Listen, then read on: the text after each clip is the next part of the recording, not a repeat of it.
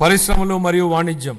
గత ప్రభుత్వ ఉదాసీన వైఖరి మరియు అసంబద్ధ విధానాల వలన పరిశ్రమలు మూతపడడంతో ప్రజలు ఉద్యోగాలు కోల్పోయి అనేక కుటుంబాలు ఆర్థికంగా చితికిపోయాయి.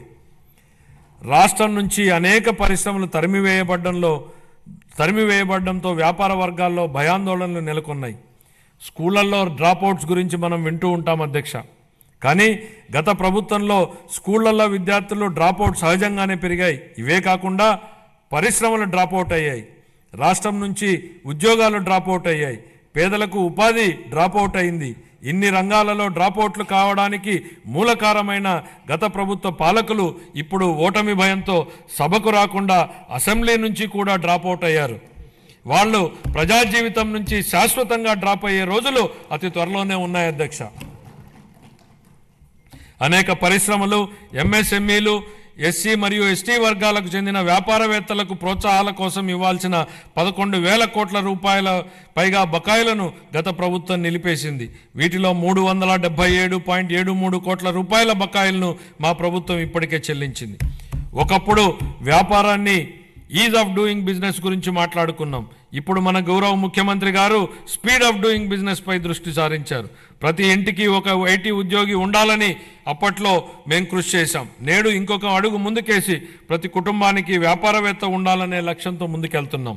ఓర్వకల్లు, కొప్పర్తి అనే 2 పారిశ్రామిక వాడలకు ఆర్థిక సహాయం అందించి అభివృద్ధి చేసేందుకు కేంద్ర ప్రభుత్వం ఆమోదం తెలిపింది.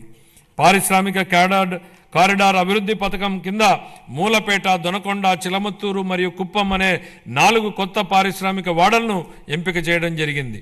పారిశ్రామిక వృద్ధిని వేగవంతం చేయడానికి మరియు దృఢమైన పెట్టుబడి వ్యవస్థను నెలకొల్పడానికి మా ప్రభుత్వం ముందు చూపుతో కూడిన అనేక విధానపరమైన కార్యక్రమాలను ఆవిష్కరించింది.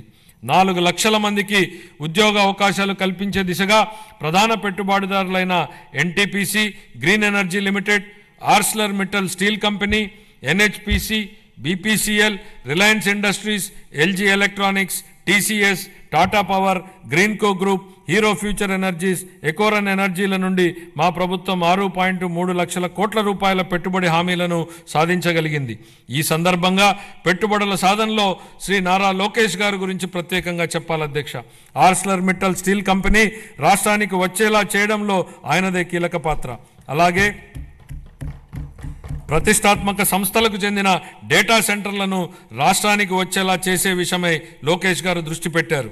25-26 ఆర్థిక సంవత్సరానికి గాను పరిశ్రమలు మరియు వాణిజ్య శాఖకు 3,156 కోట్ల రూపాయలను కేటాయింపును ప్రతిపాదిస్తున్నాను.